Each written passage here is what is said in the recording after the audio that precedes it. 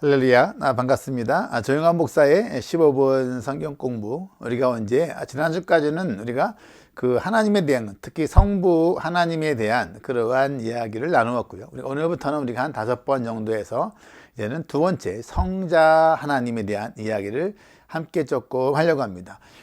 사람들이 말했을 때에 그 성자 하나님이라 이렇게 말하잖아요. 이렇게 말하죠. 하나님에게 아들이 있을까? 그러한 이야기죠.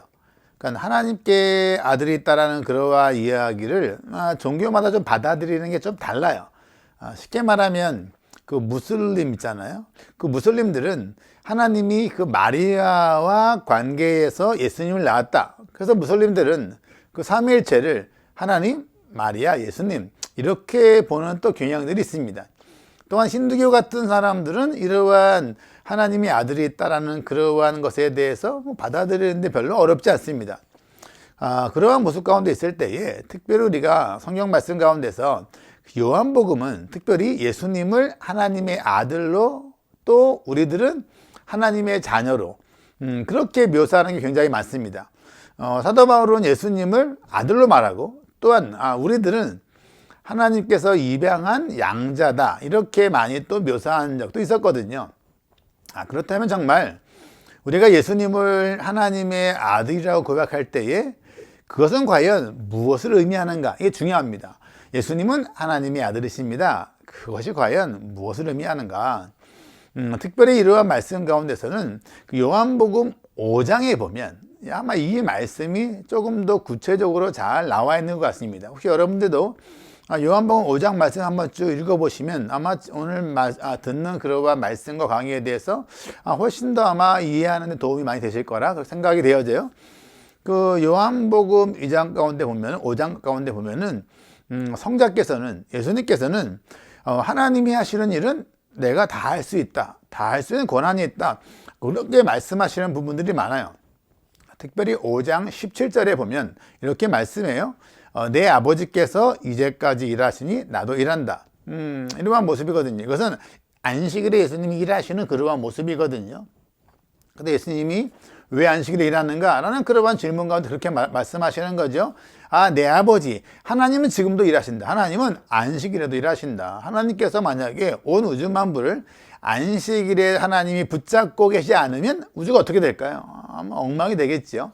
그러니까 예수님은 내 아버지 하나님은 안식일에도 지금도 일하신다. 그러하기 때문에 나도 일한다. 이렇게 말씀을 하고 있다라는 그러한 사실입니다. 그래서 하나님께서 안식일에도 쉬지 않고 우주 만물을 주관하시는 것처럼 예수님도 나도 똑같이 일한다. 그래서 하나님 아버지가 하시는 그 권한이 예수님께도 성자께도 그러한 동일한 권한이 있다. 이렇게 말씀하시는 게 바로 이 요한복음 5장에서의 말씀이거든요. 또한 그 성자 예수님께서는 성부 하나님께 순종하신다라는 그러한 말씀이 많습니다. 그 요한복음 5장 19절에 이렇게 말씀해요. 내가 진실로 진실로 너희에게 이르노니 아들이 아버지께서 하시는 일을 보지 않고는 아무것도 스스로 할 수 없나니 아버지께서 행하시는 그것을 아들도 그와 같이 행하시느니라. 이렇게 말씀하시죠. 그래서 그 성자와 성부 사이에서는 어떠한 우월이 아니라 기능적인 측면에서 예수님은 아들 예수님은 그 성부 하나님께 순종한다. 이렇게 말씀하십니다. 그 요한복음 5장 30절에도 이러한 말씀이 있어요. 내가 아무것도 스스로 할 수 없노라 듣는 대로 심판하노니 나는 나의 뜻대로 하려 하지 않고 나를 보내신 이의 뜻대로 하려 함으로 내 심판은 의로우니라. 이렇게 말씀을 하시는 거죠. 그러니까 예수님께서 나는 심판하는데 그 심판을 바로 내가 내 뜻대로 하는 것이 아니다. 아버지 뜻대로 한다. 하지만 내가 아버지의 뜻이기 때문에 의롭다라는 그러한 거죠. 이러한 말씀이 이러한 거예요. 만약에 아버지가 아들한테 어떠한 능력을 알려줬을 때에 이제는 아버지가 그렇게 말할 수 있잖아요. 이제는 네가 다 해도 되겠다 하고 맡기는 거죠. 아들이 한다고 해서 어떠한 물건에 문제가 생기는 거 아닌 것처럼 하나님은 아들에게 다 맡겼다는 겁니다. 아들 예수님께 맡겼고 예수님은 바로 아버지의 뜻대로 하기 때문에 예수님의 심판도 바로 아무런 문제가 없다. 그렇게 말씀하시는 거예요. 그래서 요한복음에서 말할 때 예수님 그리스도가 하나님의 아들이지만 그분의 신성, 신성을 이야기할 때는 바로 이렇게 그 기능적으로 성부와 성자 가운데 관계에서 성자 예수님의 순종하는 모습, 이것을 가지고 특별히 예수님의 활동이 곧 하나님의 활동이다. 일치시키는 모습 가운데서 예수님의 신성, 그분의 영광을 이야기한다라는 그러한 사실입니다. 그 고대 사회에서는 아버지가 목수면 아들도 목수였습니다. 그 아버지가 빵 굽는 사람이면 아들도 빵 굽는 그러한 사람이었거든요. 그러니까 고대 시대에는 그 직업 교육이 가정에서 이루어진 거죠. 그래서 그 가업이 결국 그 사람들의 신분을 결국은 결정한 그러한 것이거든요. 이러한 고대 사회의 그러한 것을 우리가 이해하면서 좀 말씀을 보면 성경의 이해가 조금 쉽습니다. 우리가 아는 것처럼 그 산상수훈 가운데서 그 마태복음 5장에 보면 5장 9절에 예수님이 이렇게 말씀하셨어요. 화평하게 하는 자는 복이 있나니 그들이 하나님의 아들이라 일컬음을 받을 것이며 라고 말씀했습니다. 그러니까 화평하게 하는 사람들은 하나님의 아들이라고 그렇게 일컬음, 그렇게 불려질 것이다, 이렇게 말한다는 거죠. 이게 무슨 말씀이냐? 성경이 말할 때에 진정으로 화평을 하게 하는 것, 진정한 평화를 만드는 것 가운데서는 하나님이 가장 탁월하신 분이라는 거예요. 그러니까 진정한 평화는 하나님께서 만드시는 그러한 평화라는 거죠. 그러기 때문에 만약 우리가 어디에선가 평화를 만들려고 하고 화평을 이루게 하는 그러한 삶을 산다면 그러한 행동은 바로 뭐예요? 하나님이 하시는 것 같은 행동을 하기 때문에 우리는 하나님의 아들, 다른 말로 하면 하나님의 가족의 일원이라고 말할 수 있다는 겁니다. 그러하기 때문에 바로 주님께서 그렇게 말씀하는 거죠. 결국 그러한 말씀 가운데 주님 뭐라 말씀하시는 거냐면 우리 모든 그리스도인들은 하나님의 성품 또 그분의 행위를 우리가 우리 삶 가운데서 드러내고 반영해야 될 그러한 의무가 있다라고 그렇게 말씀하시는 거거든요.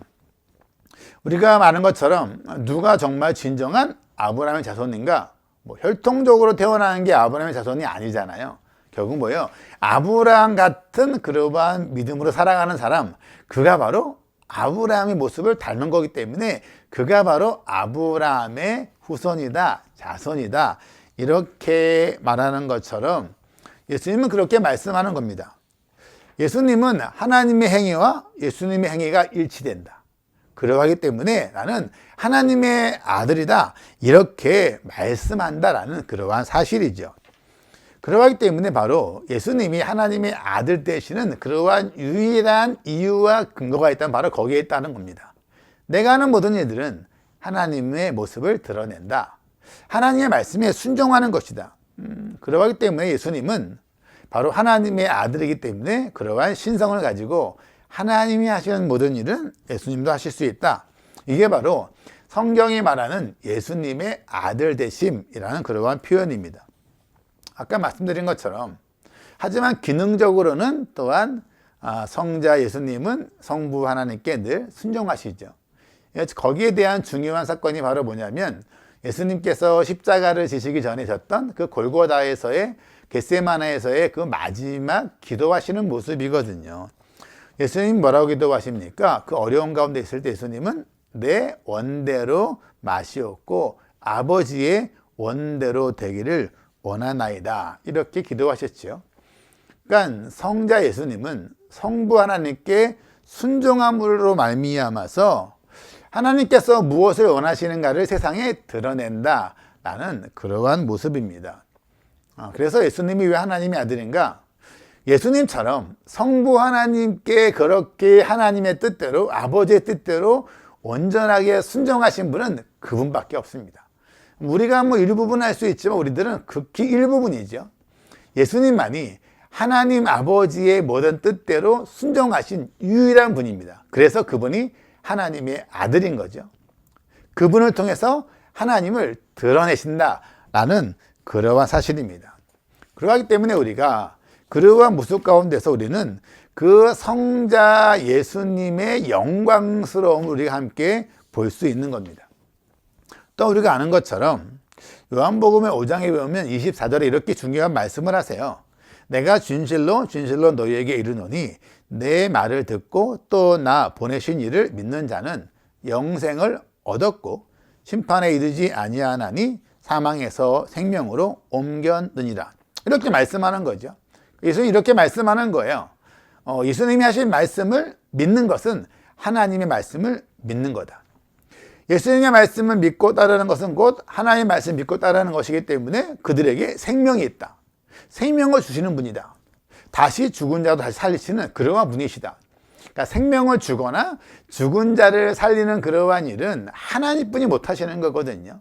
그런데 예수님도 그 일을 하실 수 있다는 거예요. 왜냐하면 그게 바로 예수님이 하나님의 아들이라는 일이고 또한 그분과 동일한 권한이 있다는 것이기 때문에 결국은 예수님은 사람이 아니라 예수님은 바로 하나님의 아들인 신성인 하나님의 아들이다. 맞죠? 바로 성자 예수님이다. 그렇게 말씀하고 있다라는 그러한 사실입니다. 바로 성부 하나님의 모든 것이 오직 예수님께만 그분의 모든 것입니다. 이것이 바로 하나님과 예수님과의 그러한 관계의 모습입니다. 그래서 성부께서는 무슨 일을 하시든지 성자 예수님도 똑같은 일을 하실 수 있는 거죠. 우리가 하나님을 예배하는 것 중요하지만 우리가 하나님을 올바로 예배하려면 우리가 그 하나님에 대해서 올바르게 이해해야 합니다. 우리가 많이 고백하는 것처럼 예수님은 하나님의 아들이십니다 라는 고백을 하고 있죠. 그러한 모습도 마찬가지죠. 우리가 그러한 고백 가운데서는 바로 뭐냐면 우리가 예수님을 어떠한 분인가를 제대로 우리가 이해해야 합니다. 그래야지 우리가 예수님을 올바로 예배할 수 있죠. 이렇게 성경은 하나님은 이러한 분이시다. 또한 성자 예수님은 이러한 분이시다라고 우리에게 말씀해 주고 있습니다. 저와 여러분들이 하나님의 말씀을 통해서 하나님은 이러한 분이구나.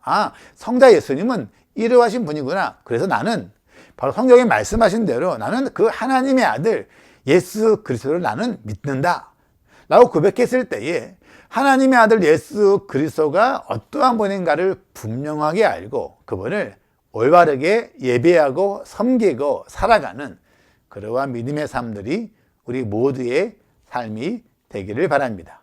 예수님은 하나님의 아들이십니다. 우리는 예수 그리스도, 하나님의 아들 되신 예수 그리스도 우리는 그분을 믿습니다. 그분을 온전히 믿고 의지하고 예배하는 우리 모두가 되기를 바랍니다.